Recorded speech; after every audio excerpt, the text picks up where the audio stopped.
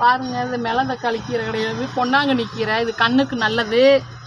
பறித்து வணக்க போகிறோம். பாருங்கள், எங்கள் வீட்டில் பால்கனியில் இருக்குது இந்த கீரை செடி.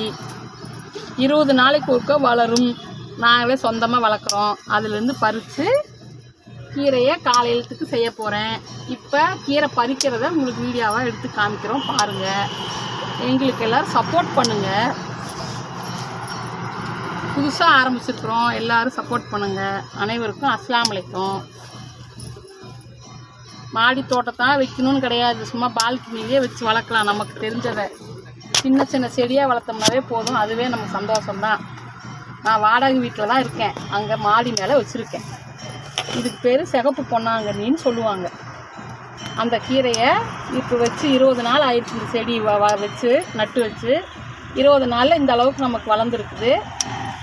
அதை இன்றைக்கி நம்ம பறித்து நாளைக்கு காலையில் சனிக்கிழமை இதை வீடியோ போடுறோம் எப்படி செய்யணுன்னு.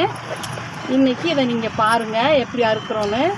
இதுக்கு பெரிய தோட்டம் வேணும், பெரிய மாடியில் இடம் வேணும்லாம் கிடையாது. சும்மா நம்ம வீட்டு பால்கனியில் ஒரே ஒரு தொட்டியில் தான் வச்சுருக்கிறேன். பாருங்கள், எல்லோரும் பார்த்து இதேமாரி நீங்களும் உங்கள் வீட்டில் வச்சு பயனடைங்கன்னு சொல்கிறதுக்கு தான் அதை காமிக்கிறோம்.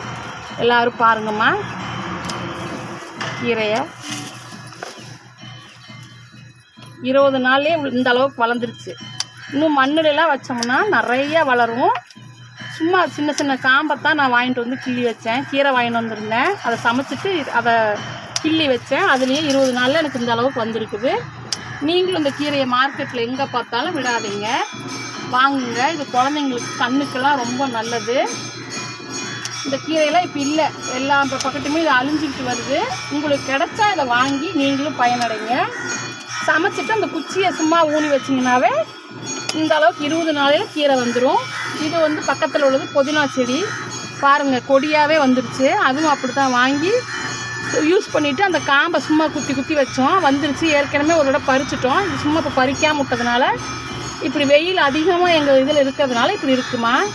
இதே இன்னும் பெரிய இதில் வச்சோம்னா தொட்டிலையோ இல்லை கீழே வச்சோ இன்னும் நிறையா இதில் கிடைக்கும். நான் ஏற்கனவே அந்த மாதிரி வச்சு பறிச்சிருக்கேன் வேறு வீட்டில் குடியிருக்கும் போது. இப்போ இங்கே எனக்கு வைக்கிறதுக்கு அந்த அளவுக்கு இங்கே வசதி இல்லை, வைக்கக்கூடாது. நான் அதையும் கேட்டுட்டு நான் கொஞ்சம் சின்ன சின்ன இதில் நான் வச்சுருக்கேன். நீங்களும் பாருங்கள், இது எவ்வளோ கீரை வந்திருக்குன்னு பாருங்கள். நீங்களும் இதேமாதிரி வச்சு பயனடைவீங்கன்னு சொல்கிறேம்மா.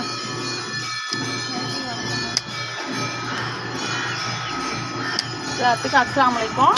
நாளைக்கு வீடியோ பார்ப்போம். எல்லோரும் துவா செய்யுங்க.